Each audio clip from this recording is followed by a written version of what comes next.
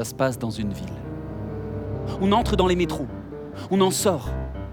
La crasse dans les recoins de la ville. Un saxophoniste sous un pont.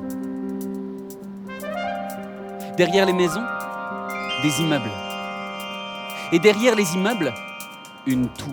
Garde du corps à gauche, garde du corps à droite. Traverser le couloir, rentrer dans l'ascenseur, descendre les 99 étages.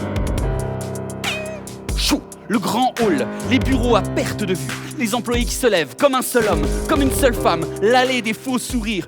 Au milieu de la pièce, longue table. Et au bout, l'homme. Cheveux poivre et sel, les yeux clairs, veste de costard, t-shirt, pantalon à pince, chaussures vernies. Ses yeux brillent. Et il sourit. Parce que face à lui, de l'autre côté de la table, il y a les 3 seuls êtres précieux à ses yeux. Ses filles.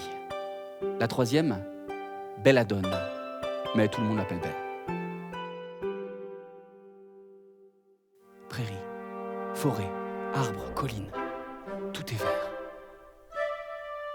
Le rossignol rentre dans la forêt, elle le suit. Il passe entre les arbres, elle le suit. Grand arbre, chaumière, une bête, immense, magnifique, crinière rouge comme le feu, bois de cerf, vol de colombes, toison blonde, constellée de fleurs. À ses pieds, l'herbe pousse. Un prince de la forêt. Belle, elle s'excuse. Elle suppose que c'est sa maison à lui. Elle est désolée d'être entrée sans permission, mais elle n'a pas trouvé d'autre abri. Elle peut partir hein, si ça le dérange, il n'y a pas de souci. Enfin, après, il fait froid. Est-ce qu'elle, quand même, enfin, c'est un peu tard pour demander, mais elle pourrait rester quand même cette nuit. Elle peut dormir par terre, il n'y a pas de souci. Enfin, après, peut-être qu'ils peuvent partager le lit si ça le dérange pas. Elle, ça la dérange pas en tout cas. Elle l'attire à elle. Doucement. Doucement.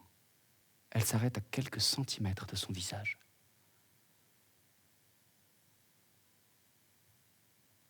Elle lui laisse parcourir le reste du chemin. Il est bête de jour et humain de nuit.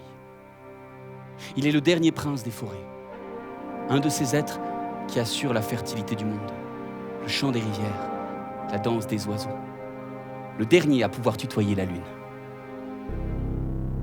Les ténèbres. Un mince escalier. Le rossignol qui descend.